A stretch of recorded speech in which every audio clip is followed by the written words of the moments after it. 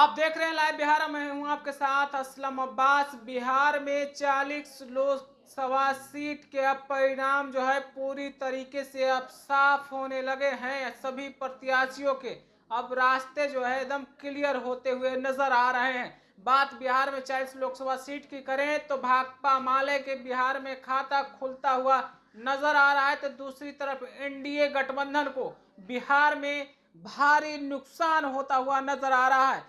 हालांकि एनडीए की जो मौजूदा स्थिति है उस पर चर्चा करने के लिए हमारे साथ वरिष्ठ पत्रकार रवि रंजन जी मौजूद हैं, लेकिन उससे पहले आपको हम बताते चलें कि जिस तरीके से तेजस्वी यादव ने बिहार में महागठबंधन की कमान संभाली थी, उससे महागठबंधन को कुछ राहत तो जरूर मिली है, लेकिन एनडीए में जो नुकसान हुआ है उस नुकसान में जो सबसे दिलचस्प बात निकल कर आया है वो नीतीश कुमार से जुड़ा हुआ है। जी हां, नीतीश कुमार जिस तरीके से लोकसभा चुनाव से पहले आनन फानन में एनडीए का दामन थामा था और चर्चाएं हो रही थी कि इस बार नीतीश कुमार की पार्टी ही खत्म हो जाएगी, उनके प्रत्याशी नहीं जीत पाएंगे, लेकिन जो आंकड़े हैं उसके हिसाब से नीतीश कुमार के 16 प्रत्याशियों में से 15 प्रत्याशी जीतते हुए नजर आ रहे हैं, जबकि भाजपा के 4 प्रत्याशी लूजर बन सकते हैं, ऐसे आंकड़े हैं। हालांकि जो आंकड़े आ रहे हैं उसमें उतार चढ़ाव लगातार जारी है, लेकिन सबसे बड़ा दिलचस्प जो परिणाम आया है वो चिराग पासवान से 5 के 5 प्रत्याशी लगातार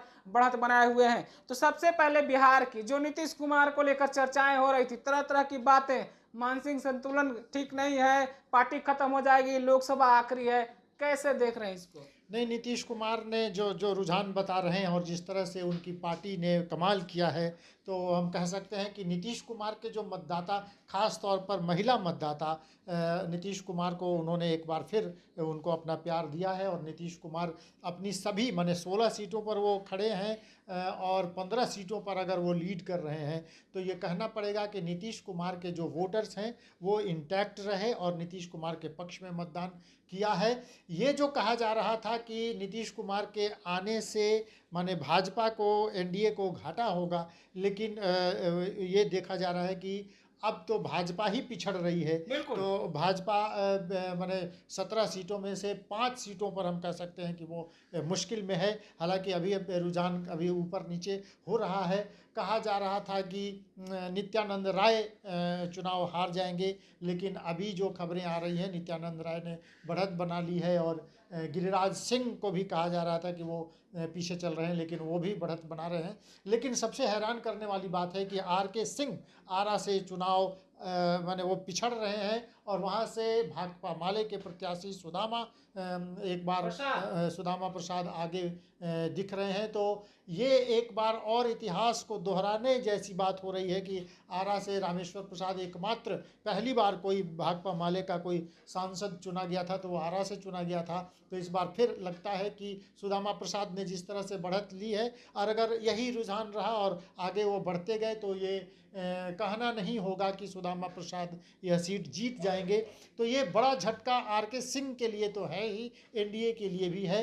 सुशील सिंह का सीट भी, जो औरंगाबाद की सीट है, वो भी चौंकाने वाली सीट है, जो कि चित्तौड़गढ़ जिसको कहते हैं, और मिनी चित्तौड़गढ़ जिसको कहते हैं, उस सीट पर सुशील सिंह जो लगातार वहाँ से सांसद रहे हैं, वो पिछड़ रहे हैं। और हालांकि अभी वो वोटों का अंतर बहुत ज़्यादा नहीं है, कम है, लेकिन सुशील सिंह पीछे चल रहे हैं। ये एक बहुत मुश्किल एनडीए के लिए खबर है।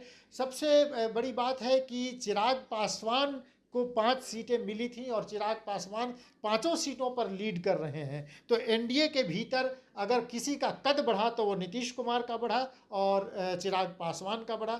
चिराग पासवान ने अपनी सारी सीटें मैंने उसमें बढ़त बनाई हुई है, 100% स्ट्राइक रेट। हाँ, स्ट्राइक रेट उनको कह सकते हैं। जीतन राम मांझी को हम कह सकते हैं कि उनका स्ट्राइक रेट भी बहुत अच्छा है, लेकिन भाजपा इसमें बहुत बुरी तरह से पिछड़ती हुई नज़र आ रही है। ये इसमें एक और बात ये कहा जा सकता है कि अब जब चूँकि पूरे देश का दृश्य अब लगभग साफ आ रहा है, होने जा रहा है, तो किसी भी दल को बहुमत होता हुआ नहीं दिख रहा है। ऐसे में भारतीय जनता पार्टी का जो गठबंधन है, एनडीए का जो गठबंधन है, अगर वो बहुमत को प्राप्त करती है तो नीतीश कुमार की ताकत बहुत ज़्यादा बढ़ जाएगी। नीतीश कुमार अपने 15-16 सांसदों के साथ उस टीम में शामिल होंगे तो वो डील करने की स्थिति में रहेंगे और नीतीश कुमार को केंद्र में कोई बड़ा पद मिल सकता है।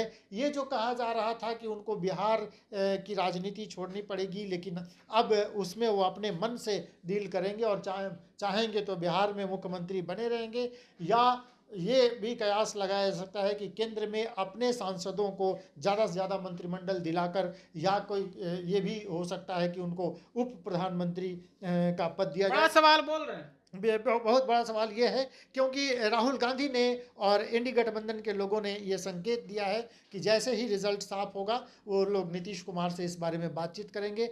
तो नीतीश कुमार अब माने किंग मेकर की स्थिति में आते हुए दिख रहे हैं और पूरे देश की राजनीति में नीतीश कुमार की धमक अब बढ़ने वाली है।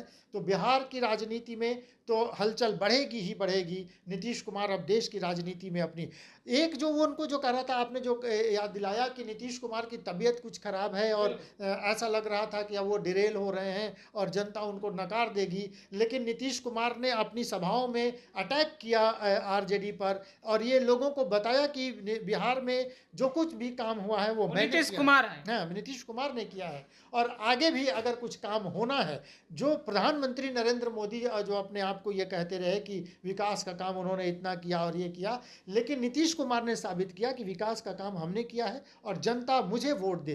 तो यहाँ बिहार में एनडीए को भी माने भाजपा को भी जो वोट मिल रहे हैं, नीतीश कुमार अब दावा कर सकते हैं कि भाजपा को भी जो वोट मिले हैं वो नीतीश कुमार के कारण मिले हैं और इसलिए उनकी ताकत बहुत बढ़ जाएगी। बिल्कुल, इसमें एक सबसे बड़ा ये सवाल है, आप चिराग पासवान के बारे में बोल रहे हैं कि उनका स्ट्राइक 100% है और बिल्कुल दिख भी रहा है। चिराग पासवान के लिए भी ये चुनाव एक संजीवनी बूटी कहा जा सकता है। जिस तरीके से पार्टी में चाचा और भतीजे के बीच में राजनीतिक लड़ाई खुलकर सामने आई और भतीजे टिकट पाने में जंग को जीत गए और अब जो है रिजल्ट आपके सामने। बिल्कुल, चिराग पासवान ने एक युवा नेता के तौर पर अपनी पहचान तो बनाई ही। वो शुरू से खड़े रहे नरेंद्र मोदी के साथ और जब उनके परिवार में ही झगड़ा हुआ और उनके अपने चाचा के साथ जो उनकी अदावत हुई तो उसके बाद ऐसा लग रहा था कि चाचा उनकी पार्टी को ही ख़त्म कर देंगे, लेकिन ऐसा हुआ नहीं। चिराग पासवान लड़ते रहे और आखिरकार उनके चाचा को ही राजनीति से बाहर जाना पड़ा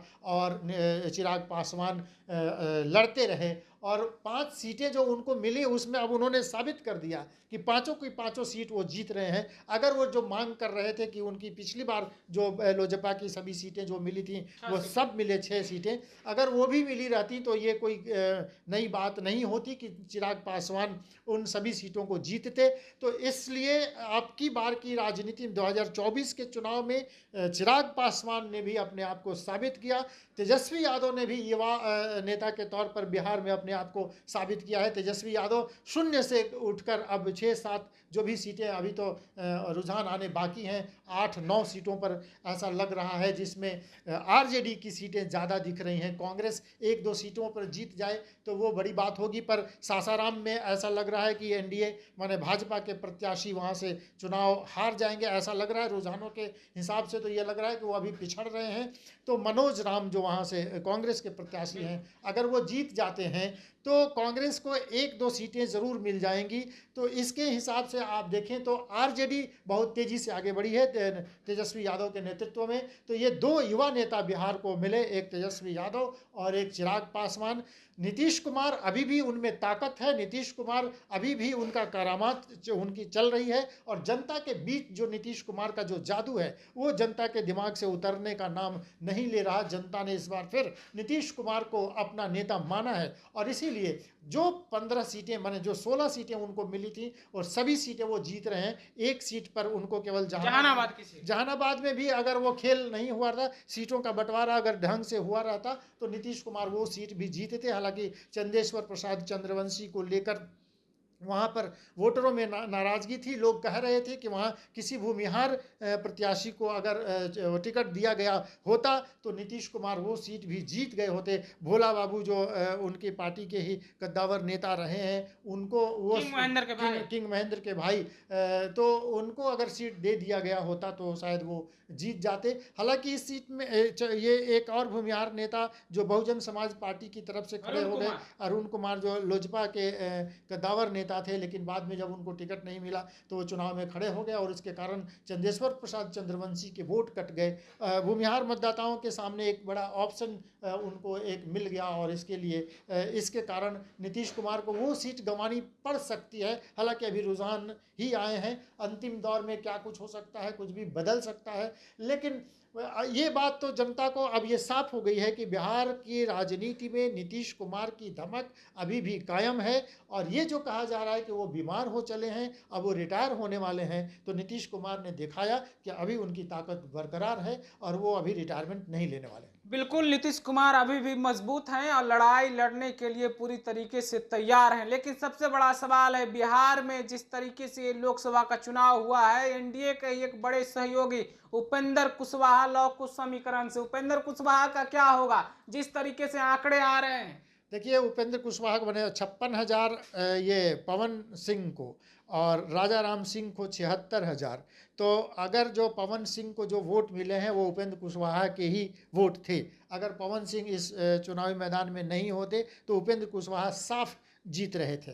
तो राजा राम सिंह एक बार फिर भाकपा माले के वो कद्दावर नेता हैं और किसानों के जाने माने नेता हैं। देश स्तर पर किसान आंदोलन को उन्होंने बिहार में नेतृत्व दिया है और राजा राम सिंह की एक अपनी एक साफ सुथरी छवि है और एक अच्छे नेता के तौर पर वो जाने जाते हैं। उपेंद्र कुशवाहा को लेकर वहाँ पर एक ये भी बात थी कि ये कुछ करते नहीं हैं क्षेत्र की जनता के लिए। हालांकि सेंट्रल स्कूल में बच्चों के एडमिशन को लेकर उस क्षेत्र में एक हवा बनी थी कि इन्होंने 10,000 से ज़्यादा बच्चों का जगह जगह पर एडमिशन कराया और उसको लेकर वहाँ के लोग खुश थे कि उपेंद्र कुशवाहा जब वो मानव संसाधन विभाग के मंत्री थे केंद्र में नरेंद्र मोदी की सरकार में, तो उन्होंने क्षेत्र के जनता के लिए बहुत सारा काम किया।